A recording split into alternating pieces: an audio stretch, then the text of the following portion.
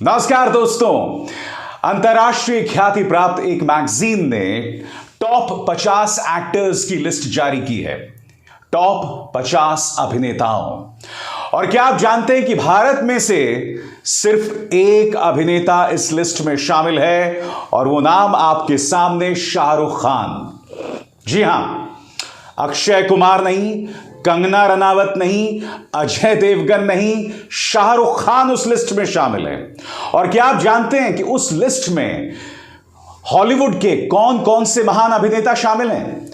Denzel Washington, Marlon Brando वो शख्स दोस्तों जिसने गॉडफादर का किरदार निभाया था, मेरिल स्ट्रीप, इसके अलावा टॉम हैंक्स की फॉरेस्ट गंप आपको याद होगी दोस्तों, जिस पर लाल सिंह चड्ढा बनी थी। तो इस तरह के महान एक्टर्स इस लिस्ट में शामिल हैं और इस लिस्ट में शामिल हैं हमारे शाहरुख खान। इसमें यह बतलाया गया है दोस्तों कि शाहरुख खान ने कुछ बेतहाशा बेहतरीन किरदार निभाए हैं और उनकी किन फिल्मों का जिक्र किया गया है मैं आपको पढ़ के सुनाना चाहता हूं। उनकी फिल्म देवदास का जिक्र किया गया है, करण जौहर की माय नेम इज खान का जिक्र किया गया है, उसी तरह से कुछ कुछ होता का है जिक्र किया गया है और आशुतोष गवारीकर की स्वदेश का जिक्र किया गया है। यही नहीं दोस्तों, मैं आपको यह भी बतलाना चाहूंगा, शाहरुख खान की वो फिल्म आपको याद होगा जब तक है जान, उसके एक डायलॉग का भी जिक्र किया गया। वो डायलॉग क्या था आपको याद होगा? वो डायलॉग था, जिंदगी तो हर रोज जान लेती है, बॉम्ब तो सिर्फ एक बार लेगा। तो एक तरफ अंतर्राष्ट्रीय तौर पर इस तरह से शाहरुख खान जो हैं वो ख्याति प्राप्त कर रहे हैं और दूसरी तरफ भारत में क्या हो रहा है मैं आपको बताता हूं। आपके स्क्रीन पर यह है अपने आप को जगत गुरु परमहंस आचार्य बताने वाले। नाम के साथ जुड़ा हुआ है जगत गुरु, मगर जो बात इन्होंने कही है किसी असामाजिक तत्व वाली। इन्होंने कहा है कि मुझे शाहरुख खान जहां पर भी मिल जाए मैं उन्हें जिंदा जला दूंगा, क्योंकि जगत गुरु परमहंस आचार्य को लगता है कि शाहरुख खान ने हिंदू धर्म का अपमान किया है अपने गाने बेशर्म रंग के जरिए। एक व्यक्ति जिसकी पृष्ठभूमि अयोध्या की है, एक व्यक्ति जिसने भगवा पहना हुआ है, एक असामाजिक तत्व के तौर पर बात कर रहा है, खुलेआम हिंसा की वकालत कर रहा है, मगर सरकारें पूरी तरह से खामोश हैं। कल्पना कीजिए दोस्तों, अगर इस तरह का बयानात किसी दूसरे धर्म के व्यक्ति ने दिया होता तब क्या होता। मैं ये दो खबरें आपको क्यों बतला रहा हूं दोस्तों? मैं ये दो खबरें आपको इसलिए बतला रहा हूं क्योंकि अंतर्राष्ट्रीय तौर पर तो शाहरुख लगातार देश का नाम ऊंचा कर रहे हैं, अपना कद बढ़ा रहे हैं, मगर दूसरी तरफ यहां पर कुछ नफरती चिंटू जो हैं वो इस तरह से शाहरुख पर निशाना साध रहे हैं बेवजह। मैं आपको बतलाना चाहूंगा, हाल ही में जब वर्ल्ड कप फाइनल हुआ था तो वर्ल्ड कप ट्रॉफी के साथ कौन दिखाई दिया था आपके स्क्रीन पर? दीपिका पादुकोण। यही नहीं, विश्व कप फुटबॉल की जो कमेंट्री चल रही थी वेन रूनी के साथ, इंग्लैंड के महान खिलाड़ी वेन रूनी के साथ कमेंट्री बॉक्स में शाहरुख खान दिखाई दे रहे थे। इससे पता चलता है दोस्तों कि शाहरुख का क्या कद है और यहां भारत के अंदर उनके खिलाफ हिंसा की वकालत की जा रही है। मध्य प्रदेश के स्पीकर उनसे कहते हैं कि पठान आप अपनी बेटी के साथ देखिए, बेशर्म रंग आप अपनी बेटी के साथ बैठकर देखिए। 2 मिनट के लिए अगर मैं मान भी लूं कि बेशर्म रंग एक अश्लील गाना है, मैं मध्य प्रदेश के स्पीकर से यह पूछना चाहता हूं कि क्या आपको किसी परिवार के सदस्य को घसीटना जरूरी था? आप शाहरुख पर सीधा हमला बोल सकते थे, आप शाहरुख की आलोचना कर सकते थे, मगर मध्य प्रदेश के स्पीकर जो हैं वो शाहरुख पर हमला बोलने के लिए उनकी बेटी का इस्तेमाल करते हैं।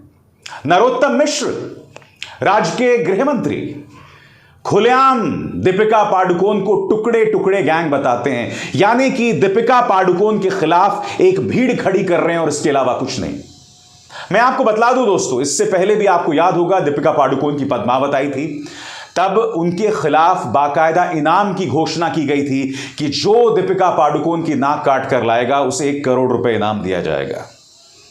उसके बाद जब जेएनयू में छात्राओं के साथ नाइंसाफी हुई थी और जब दीपिका उनके साथ जाकर खड़ी हुई थी तब भी उन्हें बदनाम करने की कोई कसर नहीं छोड़ी गई थी, मगर मध्य प्रदेश राज्य के गृह मंत्री निहायत ही गैर जिम्मेदाराना रवैया का परिचय देते हुए उनके खिलाफ भीड़ खड़ी कर रहे हैं, उन्हें टुकड़े टुकड़े गैंग बता रहे हैं। क्या मध्य प्रदेश के गृह मंत्री को थोड़ी सी भी शर्म नहीं आती? और मैं पूछना चाहता हूं, अपने आप को जगत गुरु ये बताते हैं और बयान किस तरह का दे रहे हैं कि मैं शाहरुख खान को जिंदा जला दूंगा। मैं आपसे पूछना चाहता हूं, ऐसे में हिंदू धर्म को बदनाम कौन कर रहा है? यह व्यक्ति जो खुद को जगत गुरु कहता है, या एक गाना जिसको लेकर बेवजह विवाद पैदा किया गया और इसके अलावा कुछ नहीं। मैं आज आपके सामने कुछ तथ्य रखना चाहता हूं, क्योंकि आप में से जो लोग पठान के साथ लव जिहाद, फिल्म जिहाद और न जाने क्या क्या जोड़ रहे हैं, आपके सामने मैं कुछ तथ्य रखना चाहता हूं जिस पर आप गौर कीजिएगा। सबसे पहले, पठान के प्रोड्यूसर कौन है? आदित्य चोपड़ा। आदित्य चोपड़ा वही शख्स हैं दोस्तों जिन्होंने दिलवाले दुल्हनिया ले जाएंगे बनाई थी, रब ने बना दी जोड़ी बनाई थी, ये तमाम फिल्में उन्होंने बनाई हैं। आदित्य चोपड़ा कौन है? हिंदू हैं। अब फिल्म के निर्देशक कौन है दोस्तों? सिद्धार्थ आनंद। सिद्धार्थ आनंद वो शख्स हैं जिन्होंने इससे पहले ऋतिक रोशन की फिल्म वॉर बनाई थी। सिद्धार्थ आनंद कौन है? मुसलमान है? बिल्कुल नहीं है। अब चलिए बात करते हैं हम किसकी? बेशर्म रंग की। तो बेशर्म रंग के म्यूजिक डायरेक्टर्स कौन है दोस्तों? मैं आपको बतलाना चाहता हूं। संगीतकार हैं इसके विशाल शेखर। विशाल शेखर, ये दोनों शख्स जो हैं दोस्तों हिंदू हैं। अब आप कहेंगे कि भाई बेशर्म रंग किसी मुसलमान ने लिखा होगा, तो मैं आपको बतला दूं दोस्तों, बेशर्म रंग लिखा है कुमार और विशाल डडलानी ने। जी हां, विशाल डडलानी जो कि फिल्म के संगीत निर्देशक भी हैं। यह नाम मैं आपको क्यों बता रहा हूं दोस्तों? यह नाम मैं आपको इसलिए बता रहा हूं कि क्यों इनमें से कोई भी मुसलमान नहीं है, ये तमाम हिंदू हैं, मगर जानबूझकर इस विवाद के साथ जो है शाहरुख खान का नाम जोड़ दिया गया है और इसके अलावा कुछ नहीं। मैं आपसे पूछना चाहता हूं, जो तमाम नाम मैंने आपको गिनवाए, क्या ये लोग लव जिहाद का हिस्सा हैं? फिल्म जिहाद का हिस्सा हैं? यही नहीं दोस्तों, बेशर्म रंग जिसे एक अश्लील गाना बताया गया है, इसकी कोरियोग्राफी किसने की है, यानी कि इसका नृत्य निर्देशन किसने किया है, डांस डायरेक्शन किसने किया है? आपके स्क्रीन पर वैभवी। वैभवी हैं इस फिल्म की नृत्य निर्देशक।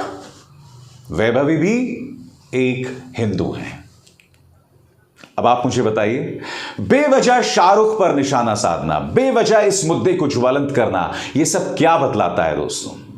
क्या ये जो तमाम नाम मैंने आपको बतलाया, क्या ये छुपे हुए मुसलमान हैं? बताइए, क्या ये लोग फिल्म जिहाद कर रहे हैं? देखिए, जब आपको ब्रेन वॉश किया जाता है ना, तो कभी कभी आपको जिन चीजों के जरिए ब्रेन वॉश किया जा रहा है, आपको खुद को उन चीजों को लेकर सवाल करना चाहिए।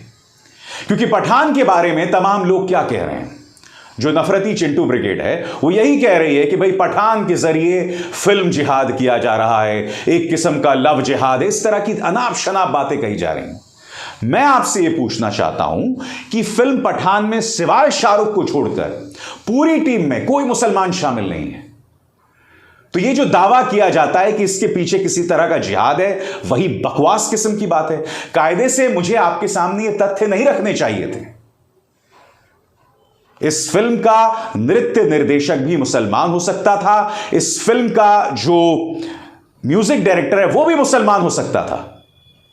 बेशर्म रंग अश्लील गाना नहीं है, उसके जरिए किसी धर्म का अपमान नहीं हो रहा है। हां, उसमें ऑरेंज कलर दिखाई देता है, उसमें हरा रंग भी दिखाई देता है, उसमें कई रंग दिखाई देते हैं, मगर जानबूझकर उस एक तस्वीर को उठाकर, जो आपके स्क्रीन पर है, इस एक तस्वीर को उठाकर बेवजह विवाद पैदा किया गया, बेवजह यह बतलाया गया कि देखो हिंदू धर्म का अपमान किया जा रहा है। मैं आपसे एक सवाल पूछना चाहता हूं, क्या हिंदू धर्म इतना कमजोर है कि एक रंग के जरिए उसका अपमान किया जा सकता है?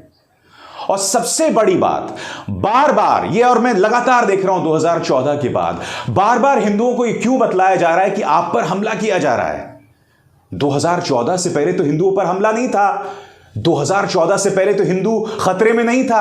अब ये 2014 के बाद जब से चाहे उत्तर प्रदेश हो चाहे भारत हो, हिंदू हृदय सम्राट जो हैं वो राज कर रहे हैं, तब अचानक हिंदू धर्म खतरे में क्यों आ जाता है? मुझे बताइए। आपको समझना पड़ेगा इसके पीछे सिर्फ और सिर्फ सियासत है, सिर्फ और सिर्फ शाहरुख खान के खिलाफ नफरत है। और वो नफरत इससे पहले हम देख चुके हैं जब उनके बेटे पर निशाना साधा गया था एक झूठे केस में। पत्रकार तवलीन सिंह ने एक बहुत दिलचस्प जानकारी बताई थी दोस्तों।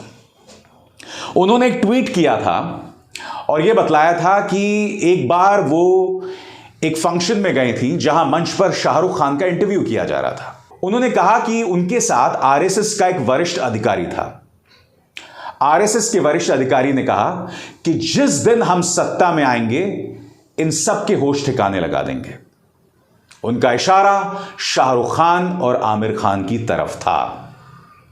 और पिछले 8 साल से क्या हो रहा है? बेवजह विवादों में चाहे वो आमिर खान हो चाहे शाहरुख खान हो, उन्हें घसीटा जाता है, उन पर निशाना साधा जाता है। निशाना इस कदर साधा जाता है कि उनकी रोजी रोटी पर निशाना होता है, उनके परिवार पर निशाना साधा जाता है। मगर दुनिया ये सब देख रही है दोस्तों। दुनिया अब भी इस तमाम नफरत के बावजूद शाहरुख खान को सम्मानित करती है जब वो एक ऐसी लिस्ट जारी करती है जहां दुनिया के टॉप 50 एक्टर्स में शाहरुख खान का नाम होता है। हालांकि अगर आप निजी तौर पर मुझसे पूछें तो इस लिस्ट में अमिताभ बच्चन या दिलीप कुमार साहब का नाम होना चाहिए था, क्योंकि मेरा निजी तौर पर मानना है कि चाहे अमिताभ बच्चन हो या दिलीप कुमार, दोनों शाहरुख खान से कहीं ज्यादा बेहतर अभिनेता हैं। मगर चलिए, इनकी अपनी श्रद्धा, उन्होंने ये लिस्ट जारी की। अगर मैं होता तो उसमें अमिताभ बच्चन का नाम होता, या फिर अमिताभ बच्चन ना सही तो दिलीप साहब का नाम होता। मगर वो एक अलग मुद्दा है कि शाहरुख बेहतर हैं या अमिताभ बच्चन बेहतर हैं, वो एक बिल्कुल अलग मुद्दा है, वो किसी दिन और। मगर आपको गौर करना पड़ेगा दोस्तों कि आपकी भावनाओं के साथ खिलवाड़ करके किस तरह से उन चीजों को बर्बाद किया जा रहा है जिसे देखकर हमें आनंद मिलता था, जिसे देखकर हम खुद का मनोरंजन करते थे। मसलन शाहरुख खान। 2014 से पहले हमने जब भी शाहरुख खान को देखा तो सिर्फ एक अभिनेता के तौर पर देखा, एक लव एक्टर के तौर पर देखा, राहुल और राज के तौर पर देखा। मगर आज शाहरुख की पहचान को एक मुस्लिम एक्टर तक सीमित रखी जा रही है। और दोस्तों, मैं इसका दोष सिर्फ हिंदुत्ववादी संगठनों पर नहीं दे रहा हूं। अभी 2 ही दिन पहले मैंने एक पत्रकार को देखा एक शो करते हुए, और उसमें वो पत्रकार फरमा रही थी कि शाहरुख पर निशाना साधा जा रहा है क्योंकि वो एक मुस्लिम सुपरस्टार हैं। ये बहुत बड़ी गलती है दोस्तों। शाहरुख की पहचान को धर्म तक सीमित नहीं रखा जाना चाहिए। शाहरुख एक भारतीय हैं, वो मुसलमान हैं, उनका वो मजहब है, उससे कोई इनकार नहीं कर रहा है। मगर अगर हम उन्हें सिर्फ एक मुस्लिम सुपरस्टार बताएंगे तो इसके जरिए हिंदुत्ववादी संगठन जो हैं, जिनमें से कई लोग नफरत फैला रहे हैं ना दोस्तों, उनकी साजिश कामयाब हो जाएगी। इसलिए हमें इस ट्रैप में नहीं फंसना है, हमें शिकंजे में खुद को नहीं गिरना है। बात समझ आई? अभिसार शर्मा को दीजिए इजाजत। नमस्कार। स्वतंत्र और आजाद पत्रकारिता का समर्थन कीजिए, सच में मेरा साथी बनिए। बहुत आसान है दोस्तों, इस ज्वाइन बटन को दबाइए और आपके सामने आएंगे ये 3 विकल्प, इनमें से एक चुनिए और सच के इस सफर में मेरा साथी बनिए।